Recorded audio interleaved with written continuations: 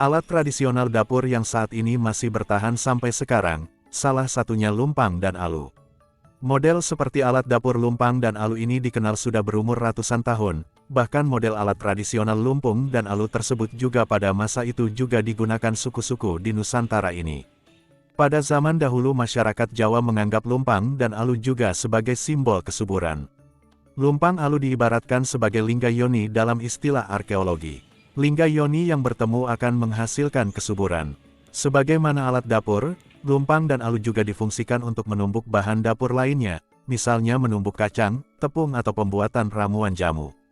Pada masyarakat pedesaan di Jawa, sampai sekarang masih banyak dijumpai lumpang alu. Masyarakat Jawa kuno yang hidup di abad 8 Masehi menggunakan alat dapur ini untuk keperluan dalam bidang pertanian untuk menumbuk padi jadi beras, namun seiring waktu berjalan fungsinya juga berubah dari menumbuk padi jadi beras akhirnya jadi tepung.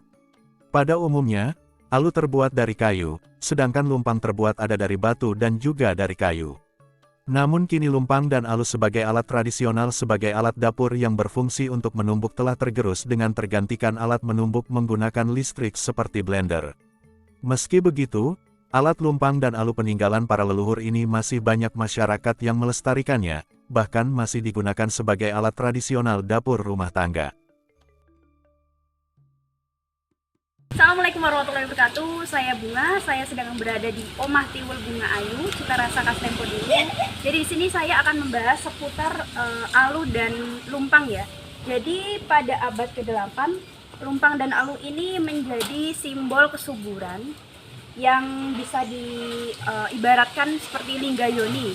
Jadi apabila dihubungkan menjadi kesuburan. Jadi di sini Bunga akan bahas dasarnya aja.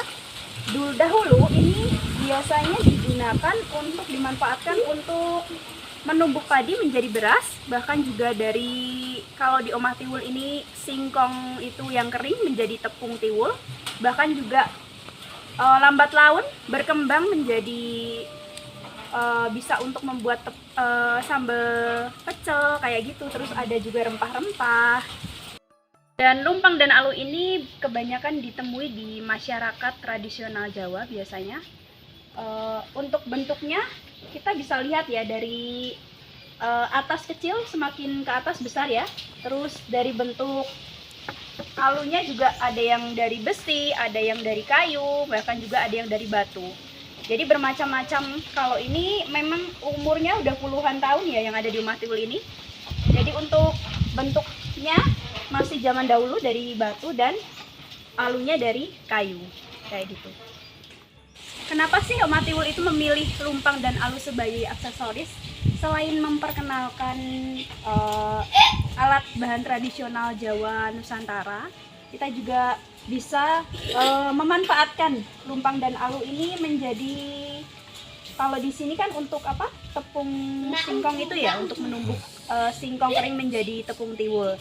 Jadi beberapa pelanggan atau beberapa anak kuliah KKN kayak gitu bisa membuat tepung singkong itu dari sini, dari alu dan lumpang ini.